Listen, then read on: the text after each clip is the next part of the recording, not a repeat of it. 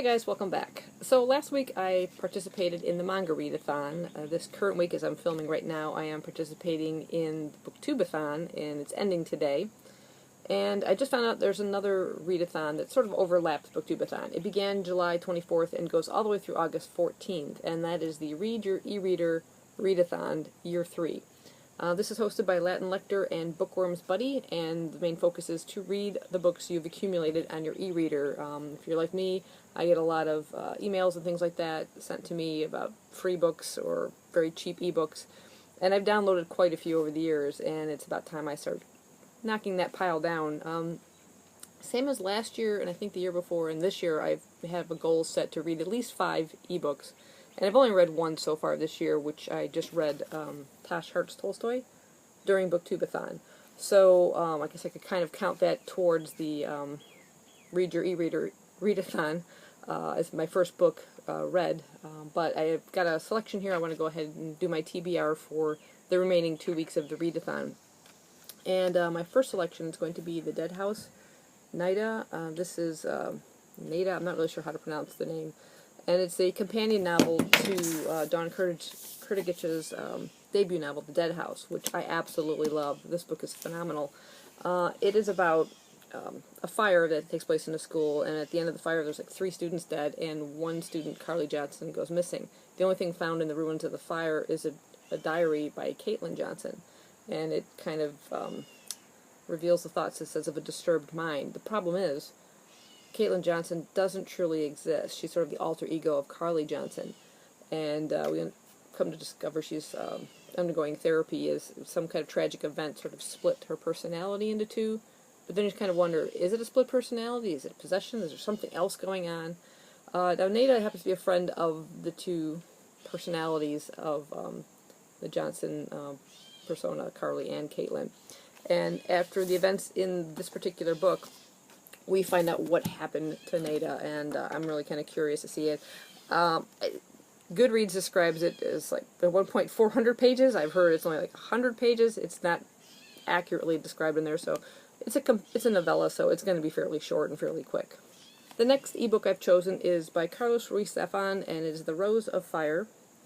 Again, this is another novella, and it takes place in Barcelona. It's set at the time of the Spanish Inquisition, in the 15th century, which immediately makes me think of Monty Python. Nobody expects the Spanish Inquisition. The Rose of Fire tells of the origin of the Cemetery of Forgotten Books, which is a labyrinth of a labyrinthine library beneath Paris, and that is the focus of his other 3 books: The Shadow of the Wind, The Angel's Game, both of which I read, and the one I haven't read yet, The Prisoner of Heaven. So this Cemetery of Forgotten Books features very heavily in there, and we kind of get to see the origins of where this library came from within this novella, so I'm really looking forward to that. And that, according to Goodreads, says it's about 36 pages, so pretty quick read. The next book I have chosen is, again, a kind of a novella, and it's called There Are Monsters Here by Cameron Chaney. Cameron happens to be a booktuber formerly known as Book Movie Guy. He has now changed his channel to just his name, Cameron Chaney, and this is his sort of debut novel, or novella. And what I think is referring to here in Monsters is sort of referring to possibly someone's inner demons, and it's the story of a person coming face to face with their demon and killing it. That's about all I know of it, and I'm really looking forward to giving it a read. The next 2 ebooks I've chosen are full-length novels. Since I have about 2 weeks to read, I figure 3 novellas and 2 novels seem to be doable. And that novel is The Venetian, and this is by Shani Struthers. According to Goodreads, this author has written quite a few horror novels, and this kind of falls right into that. I'll just read my little notes here. It says it's about a married couple with a troubled past, and they visit Venice for kind of a romantic weekend. Venice is also known as one of the most haunted cities in the world, and the wife soon becomes haunted by some veiled lady. There's also a shift in time to 1938, where we meet a couple who's just recently married. An English lady marries a Venetian doctor and moves to Venice, but her home isn't exactly in Venice specifically. It's in on an island called Poveglia in the Venetian lagoon, and she's going to be working in an asylum. and somehow the two women's fates intertwine, and it says the tagline is "Vengeance only waits for so long." It sounds super cool, and like that mysterious cover just sort of drew me in. Anything about Venice I'm always intrigued by, so looking forward to that one. That didn't give me a page count. The final book I've chosen is The Catacombs by Jeremy Bates. Previously I had read this author's book, The Suicide Forest, which was set in Japan, and it was focused on the Aokigahara Forest.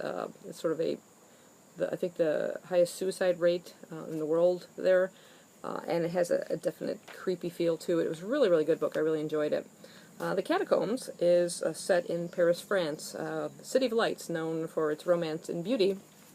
But beneath the streets exists this kind of labyrinth of catacombs filled with 6 million dead. The people are like buried, and is full of skulls and bones.